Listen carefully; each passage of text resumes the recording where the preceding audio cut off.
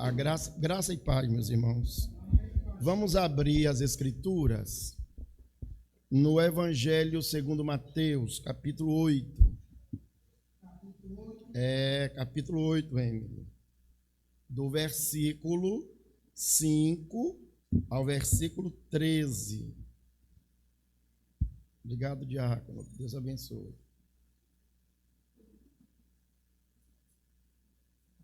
Na nossa Bíblia há um título aí: A cura do criado de um centurião. Mateus, capítulo 8, versículos 5 a 13.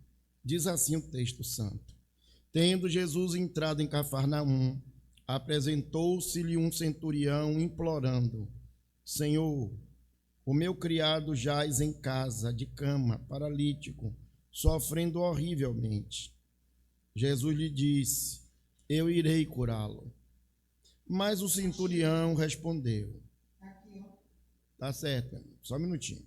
Senhor, não sou digno que entres na minha casa, mas apenas manda com uma palavra e o meu rapaz será curado.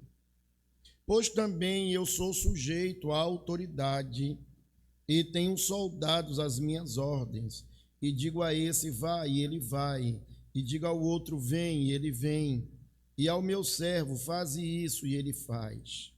Ouvindo isso, admirou-se Jesus e disse aos que o seguiam: Em verdade vos afirmo que nem mesmo em Israel achei fé como essa. Digo-vos que muitos virão do Oriente e do Ocidente e tomarão lugares à mesa com Abraão, Isaque e Jacó no reino dos céus, ao passo que os filhos do reino serão lançados para fora, nas trevas. Ali haverá choro e ranger de dentes. Então disse Jesus ao centurião: Vai-te, e seja feito conforme a tua fé. E naquela mesma hora o servo foi curado. Oremos. Senhor, nosso Deus, nosso Pai, o Senhor já tem falado conosco, através da tua palavra lida durante todo o culto, através dos louvores, dos hinos, das orações, mas nós te pedimos agora, em nome de Jesus, fala-nos mais claramente, através da leitura e exposição da tua palavra. Que teu servo seja instrumento do Senhor e que os ouvintes possam estar com o coração aberto pelo próprio Espírito Santo para receberem essa palavra, em nome de Jesus. Amém. Irmãos, eu tenho falado sempre, como nós estamos transmitindo o nosso culto sempre pela internet, sempre através do YouTube, então algumas frases minhas são repetitivas. Você que é crente, que está aqui na igreja, já sabe, mas quem tem em casa precisa aprender. Toda vez que um pregador lê a Bíblia para pregar, você lê com ele e deixa a Bíblia aberta, não fecha a Bíblia, para você ir acompanhando se ele está expondo verdadeiramente como está nas Escrituras. Este texto aqui de Mateus 8, ele é repetido por outro evangelista, Lucas, no capítulo 7, de 1 a 10.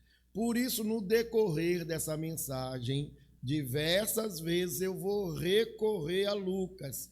Eu vou estar sempre fazendo paralelo entre Mateus e Lucas, porque é o mesmo texto, com óticas alguns detalhes que estão aqui não estão lá, ou que estão lá não estão aqui. Então, esses textos, eles não são contraditórios, eles se completam como exposição fiel da palavra de Deus. Amém? Amém. Tendo dito isso, eu quero lembrar uma segunda coisa importante. Esse momento da história é o momento do Império Romano. O Império, na verdade, os romanos, na verdade, já tinham se expandido pelo mundo desde mais ou menos 200, 220, 230 antes de Cristo, quando deu início a República Romana. Quando fala da República Romana, as pessoas vão lembrar logo, por exemplo, de Júlio César, que foi um senador, que foi um general, e que depois do primeiro triunvirato, ele se torna ditador de Roma. Imperador não, mas ditador.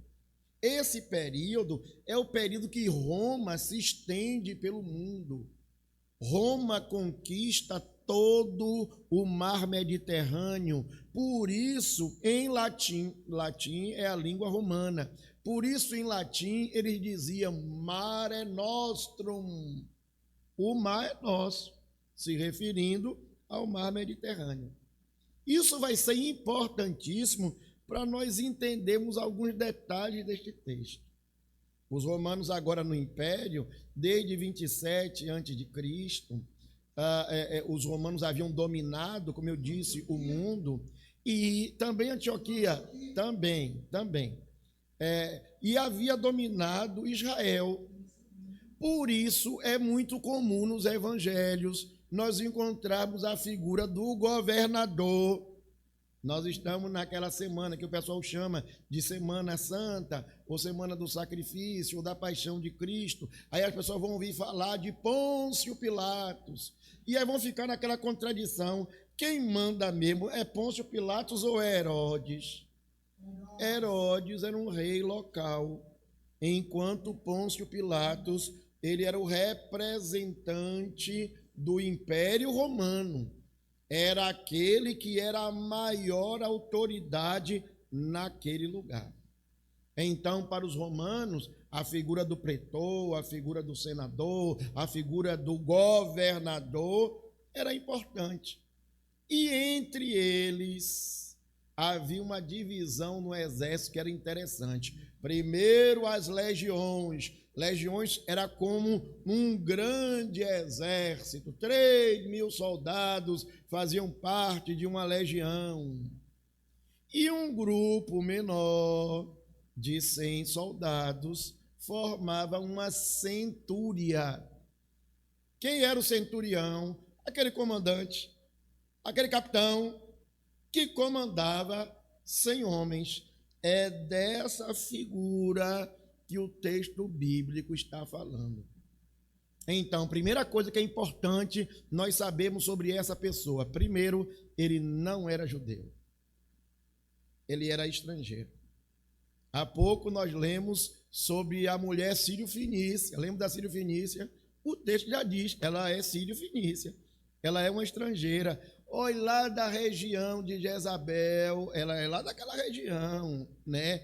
Mas o evangelho a alcançou, como o evangelho neste texto vai alcançar o centurião, mostrando que desde a eternidade Deus havia anunciado o evangelho a Abraão, mas não era somente para Abraão, era que para a partir de Abraão ele alcançasse pessoas